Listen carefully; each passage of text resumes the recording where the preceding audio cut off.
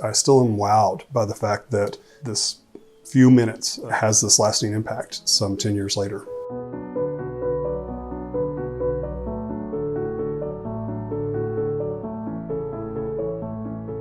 So Joel, I'm so excited to talk to you because, watching your video just gets me so emotional. And we're going to get into that in a second. But first, can you kind of talk about your upbringing and your childhood? I grew up in a little town called Crowley, Texas. I grew up on a ranch that my dad worked on and my grandfather worked on. I was lucky in that I had the opportunity to do things that a lot of kids don't get to, kind of stereotypical Texas things of getting to ride my horse and things like that. When did you first realize that you were part of the LGBTQ plus community?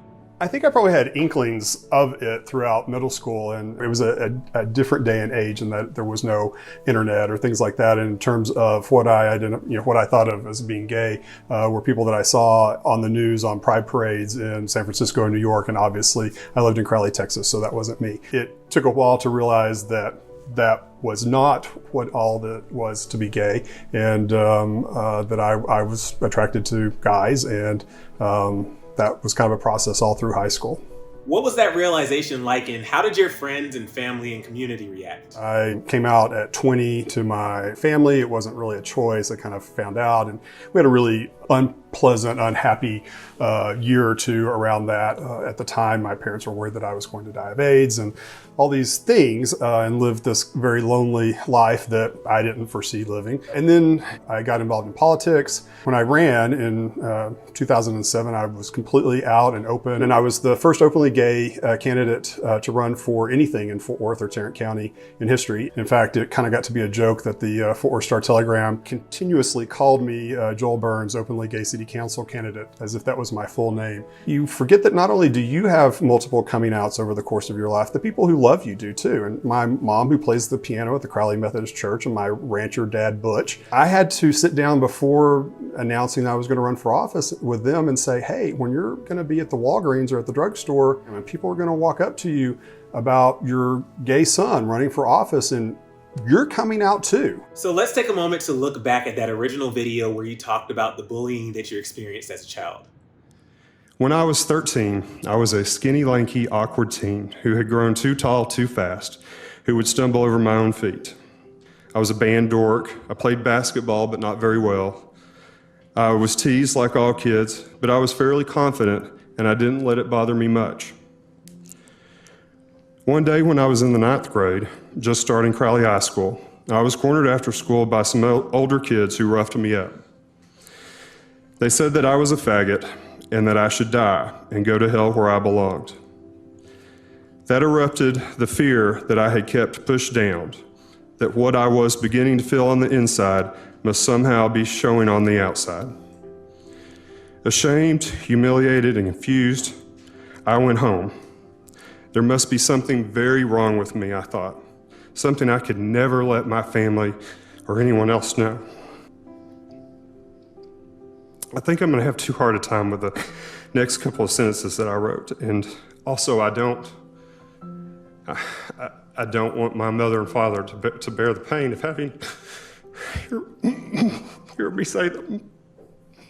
I get emotional watching that, and I'm sure you get emotional watching that back. So how does that make you feel? Well, it's been a few years since I've even seen that myself. I haven't watched that in at least a couple of years, and it takes me right back there. I get a lump in my throat, and it's those kind of experiences when you're in your adolescence of, like I described, stay with you forever. They're like scars that you never get rid of. You can kind of make them up and doctor them up, and you ultimately heal from them, but they're still always there. And I sat down that morning and I started reading about a young man named Zach Harrington in Norman, Oklahoma, who had committed suicide in the couple of days prior after attending a city council meeting in Norman, Oklahoma. And I literally got up, and my council colleagues looked at me like, we still have 4 more hours of this. I said, Mayor, I need to let you know that I'm going to use my council members announcement period to talk about a bunch of recent teenage instances of teenage bullying and suicide.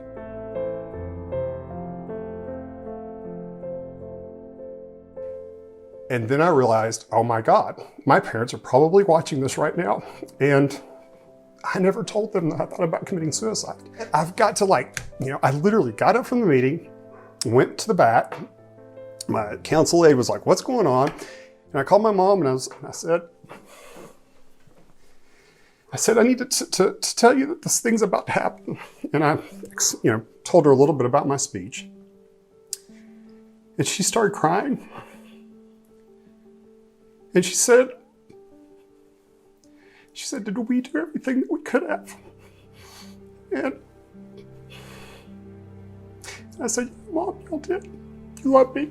And that was all I needed. There was a period where I literally couldn't answer my phone. In the course of the following 3 days, it's like, oh my gosh, 300 people have seen this on YouTube. And it's like, oh my gosh, 3,000 have. Oh my gosh, 30,000 have. Oh my gosh, 300,000 have. Ultimately, 3 million did. But I will tell you, none of that compares to the relationships that came from kids who were hurting and in trouble, young people.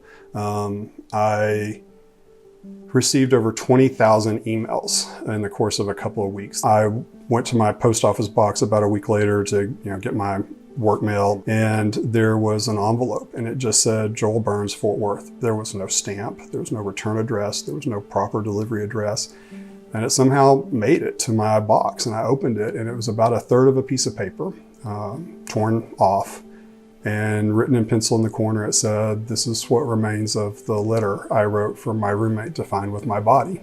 And I just happened upon your speech, and I decided to burn the rest of it, and thank you.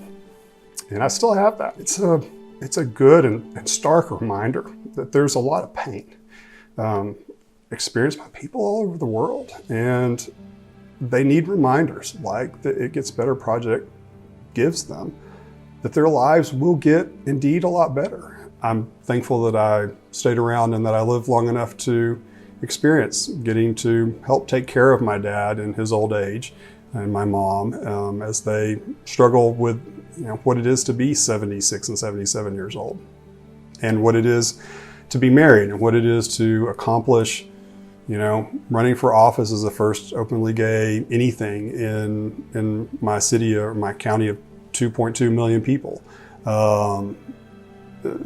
Those are things that wouldn't have happened if I chose differently that day when I was 13 years old.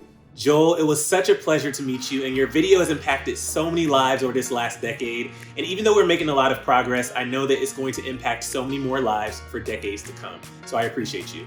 Thank you. And the last thing I would want to say is I want to thank all of you at It Gets Better. I want to thank Dan Savage for having the smarts to start this with Terry so many years ago, and all the people who've contributed to it, not just the videos of all the people and telling their stories and being vulnerable and sharing a part of their lives, but the people who help finance it, who contribute financially to it.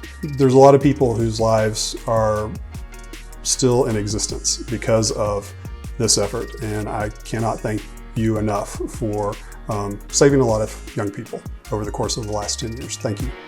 I'm Joel Burns, and I'm here to tell you that your life will indeed get better.